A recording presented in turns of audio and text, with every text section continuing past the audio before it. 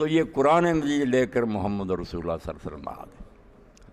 اور اس کا آغاز جو ہے اس بابرکت مہینہ سے ہوئی۔ یہ ٹھیک ہے، کچھ روایتوں میں لوگ کہتے ہیں کہ وہاں سے بیت معمور سے یہاں اتارا گیا، بیت العزت ہے پہلے آسمان پر، وہاں سے پھر کشتوار اترا،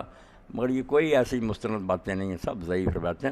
یہی ٹھیک ہے جو مولانا عبدالماجد دریابادی نے بہت حوالوں سے یہ بات لکھی کہ صحیح بات ہے کہ نزول شروع ہوا، پہلی قسط جو اتری وہ اس مہینہ میں اتری، اور وہ زمانہ جو اس کو بلایا نہیں جا سکتا، جس میں اللہ تعالیٰ نے مخلوق پر رحم فرمایا اور آغاز کر دیا، فرشتہ آنا شروع ہوا، اللہ کے رسول کو اللہ تعالیٰ نے پہلی آیات جو تھیں وہ دین، تو فرمایا یہ رمضان کا مہینہ یادگار مہینہ ہے، اس مہینہ میں اللہ تعالیٰ نے نظر رحمت فرمائی اور تمہاری طرف اپنی توجہ کی اور تمہارے حال پر رحم فرمایا، ورنہ حدیث پاک میں آتا ہے کہ اللہ نے پوری زمین پر نظر ڈالی اور سوائے اہل کتاب میں سے چند نفوس کے پوری زمین کو دیکھا، سب گمراہ ہوتے، کہیں ہدایت نہیں رہی تھی۔ قرآن مجید کو اتارا اللہ پاک نے، اور قرآن مجید کی شان بیان کی، ہدی للناس وبینات من الہدی والفرقان۔ اب ہدا بھی دو مرتبہ آیا، پہلے ہدن کا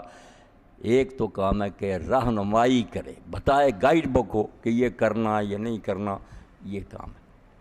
اس کے بعد یہ مطالبہ ہوتا کہ ہمیں کیسے تسلی ہو کہ یہ کتاب سچی ہے، دلیل ہونی چاہیے۔ جھوٹے مدعی بھی اس دنیا میں کہہ دیتے ہم نبی ہیں، بنے ہیں، اب بھی بن رہے ہیں، تو دلائل ہونے چاہیے، یہ انسان کی عقل تقاضا کرتی ہے، اور اللہ تعالیٰ نے یہ نور بخشا ہے کہ اندھا دھند بات نہ مانو، دلیل مانگو۔ اس کے لیے ساتھ ہی فرمایا جو اصل غرض تھی وہ تو پہلے ہی ختم ہوگی، ہدی للناس، کہ صرف یہ پڑھنے کے لیے نہیں اور نہ یہ تاقوں میں رکھنے کے لیے، اس سے رہنما کا کام لینا ہے، جو قدم اٹھانا نا اس سے پوچھ کر اٹھانا ہے، جہاں سے روکے ادھر نہیں جانا، جدھر جانے کا حکم دے وہ کرنا، یہ ہے رہنمائی۔ مگر دو چیزیں کہ اس کے بارے میں یہ تسلی کیسے ہو کہ یہ کتاب برحق ہے، اور جو لوگوں کے اعتراض ہیں، شبہ ہیں، مخالف جو اس میں کہتے ہیں کہ اس وجہ سے ہم اس کو اللہ کا کلام نہیں، ان کا کیا ازالہ، کس طرح دور کیا جائے؟ یہ دو چیزیں کہ دعوے کو ثابت کیا جائے اور جو مخالفین کے اعتراض ان کا جواب دیا جائے۔ اللہ نے اس کا فرمایا وَبَيِّنَاتٍ مِّنَ الْهُدَىٰ وَالْفُرْقَانِ، اس کتاب میں کوئی بات تحکم سے نہیں منوائی گی، زبردستی سے نہیں منوائی گی۔ اللہ نے تمہاری عقلیں جو ہیں جو اس کی عطا کی ہوئے ان کا احترام کیا کہ یہ کوئی بچے نہیں ہیں کہ انگلی پکڑ کر لے چلیں، عاقل بالغ ہے، یہ سمجھنا چاہتے تھے۔ فرمایا وَبَيِّنَاتٍ مِّنَ الْهُدَىٰ، اس میں ایسے دلائل دیے گئے۔ دوسرا معنی جو ہے وہ عمل کی بات ہے، ہدن رہنما، یہ ہدا بصیرت، وَالَّذِينَ اهْتَدَوْا زِدْنَاهُمْ هُدًى، جو ہدایت پاتے ہیں ان کو ہم اور زیادہ ہدایت دیتے ہیں، بصیرت، تو ان کی روشنی دماغ کی بڑھتی جاتی ہے، زیادہ مطمئن ہو جاتے ہیں۔ فرمایا وَبَيِّنَاتٍ مِّنَ الْهُدَىٰ،